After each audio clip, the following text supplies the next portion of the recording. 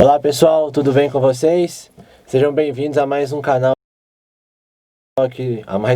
sejam bem-vindos a mais um vídeo aqui do Centro Senhora da Luz. Hoje eu tô aqui com o nosso querido Padre Newton. Salve Maria. Eu sou o Diego e a gente vai falar um pouquinho, dando continuidade a essa série política, sobre alguns direcionamentos que nós como católicos devemos ter nessas eleições, certo? Já convido você a deixar seu like aí no vídeo, comenta aí, compartilha com os amigos, ajude esse apostolado e ajude mais pessoas, né, a buscarem, a serem cada vez mais, né, guiadas pelos ensinamentos da igreja, de nosso Senhor Jesus Cristo. Amém? Então vamos lá, né, padre? Já vou começar com aquela questão, padre. Um padre, ele pode ser um político? A igreja é bem taxativa nesse sentido e a resposta é não. O fato é que existe um cânon do Código de Direito Canônico, o cânon 285, que diz o seguinte: os clérigos são proibidos de assumir cargos públicos que implicam participação no exercício do poder civil. Por quê?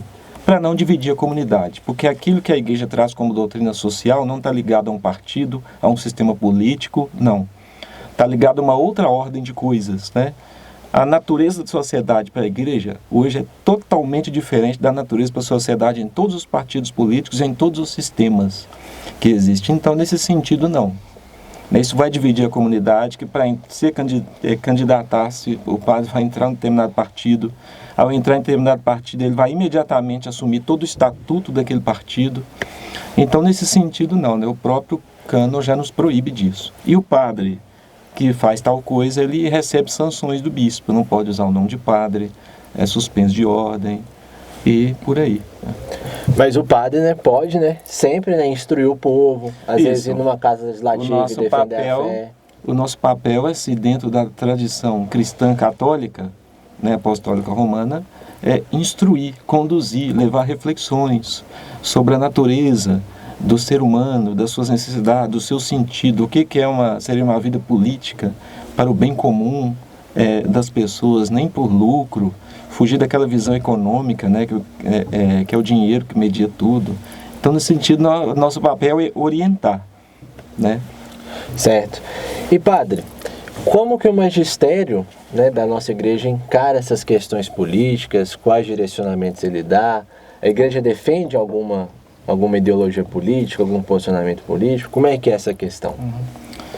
Isso é interessante. Se você ler todos os documentos da doutrina social da igreja, se você ler todo o catecismo, você não vai ver nenhuma opção. É verdade que nós temos aí as grandes ideologias que têm avançado ao longo da história, né? O liberalismo, né, que vamos dizer assim, é o livre mercado, sem intervenção da economia do Estado, mas que torna tudo assim muito materialista.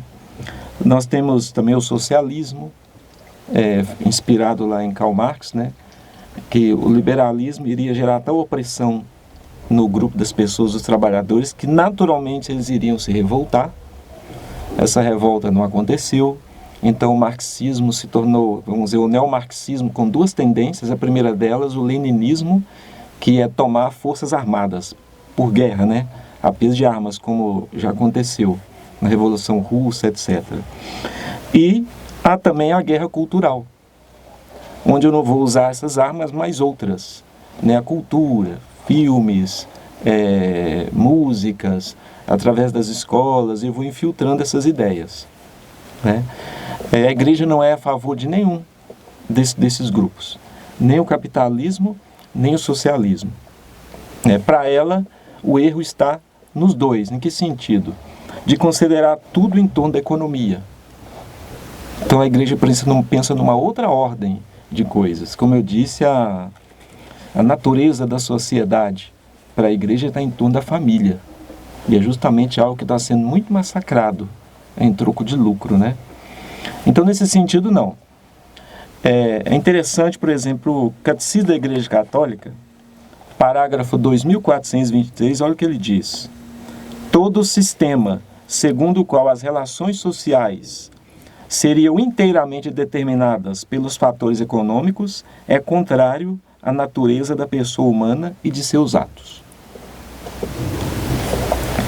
Mais à frente, por exemplo, parágrafo 2425. Olha que interessante. A Igreja tem rejeitado as ideologias totalitárias e ateias associadas nos tempos modernos ao comunismo ou socialismo. Além disso, na prática do capitalismo, ela recusou o individualismo e o primado absoluto da lei do mercado sobre o trabalho humano. Então, ela não é nem socialista e nem capitalista. Mas a Igreja, o cristianismo, aliás, é diferente do islamismo, por exemplo. O islamismo já vem junto com um projeto político. O Maomé, por exemplo, era um líder militar. Então, o islamismo já tem um projeto político. O cristianismo, não. Qual que é o projeto que a Igreja propõe, então? Podemos dizer, em poucas palavras, construir uma sociedade não obcecada com dinheiro em torno da economia, mas baseada nas virtudes, nos conselhos evangélicos e no amor familiar. Então, é isso, educar para as virtudes em família, onde as escolas, elas não educam, elas instruem. Haveria uma parceria entre família e escola. Não é exatamente o Estado e a escola que vai assumir o papel dos pais, né? Então, é um projeto assim, mais profundo. Nesse sentido, nem capitalistas, nem socialistas. Agora, é interessante porque o Papa João Paulo II, na encíclica Centésimos Anos, ele vai dizer assim, olha, voltando à questão inicial, pode-se porventura dizer que após a falência do comunismo, o sistema social vencedor é o capitalismo. E que para ele se devem encaminhar os esforços dos países que procuram reconstruir as suas economias e a sua sociedade? É porventura este o modelo que se deve propor nos países do terceiro mundo, que procuram a estrada do verdadeiro progresso econômico e civil? A resposta é obviamente complexa. Olha só, se por capitalismo se indica um sistema econômico que reconhece o papel fundamental e positivo da empresa, do mercado, da propriedade privada e da consequente responsabilidade pelos meios de produção, da livre criatividade humana no setor da economia, a resposta é sim.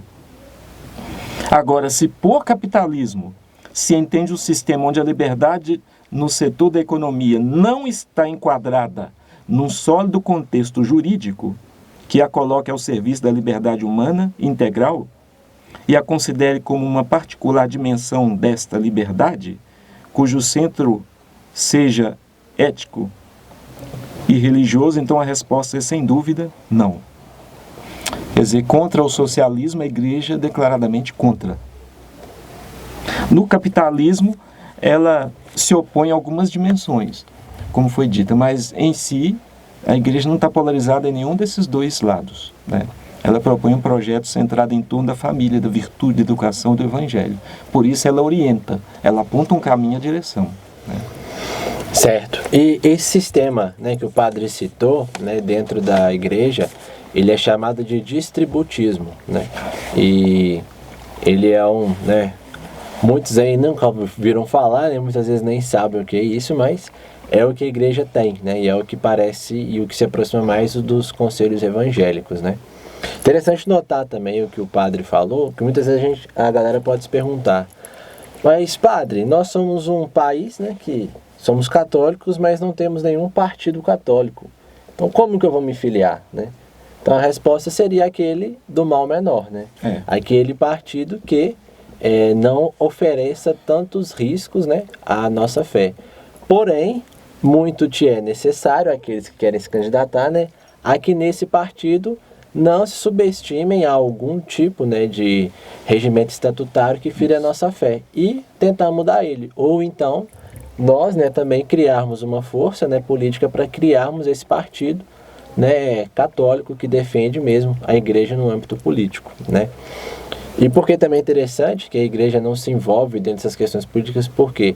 Porque a Igreja está no âmbito espiritual e ela não pode se subornar ao âmbito temporal, né? Então, ou seja, é como se ela, né, não fosse fiel àquela própria hierarquia deixada pelo Cristo, né? Porque nosso Senhor Jesus não veio para deixar nenhuma ideologia política. Ele veio para pregar o Evangelho, que é uma coisa diferente. Mas a própria pregação do Evangelho gera frutos na área política, mas não é a área política a finalidade dele, né, padre? Correto.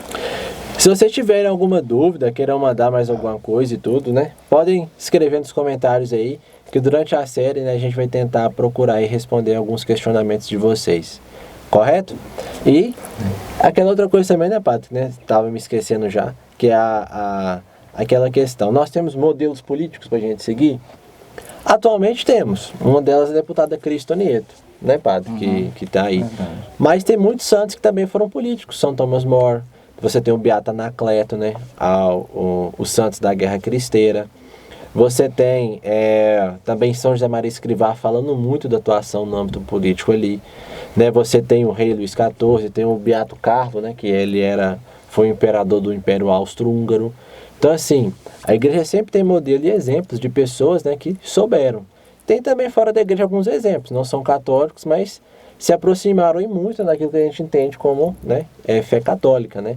Tivemos grandes estadistas aí na história e tudo, né, que podem também nos ajudar de alguma forma, né, contudo sempre com essa ressalva, né. Amém? Amém. Então é isso, pessoal. Muito obrigado por estarem conosco aí nesse vídeo. Deixem seu like, curtam, compartilhem aí, nos ajudem, né, a cada vez mais melhorar o nosso apostolado, né, e fazer com que mais pessoas possam conhecer para verdadeiramente amar. Né, padre? Amém. O senhor finaliza com a bênção, padre? Conosco? O Senhor esteja convosco. Ele está no meio de nós. Pela intercessão de Nossa Senhora da Luz, abençoe-vos o Deus Todo-Poderoso, Pai, Filho e Espírito Santo. Amém. Até mais.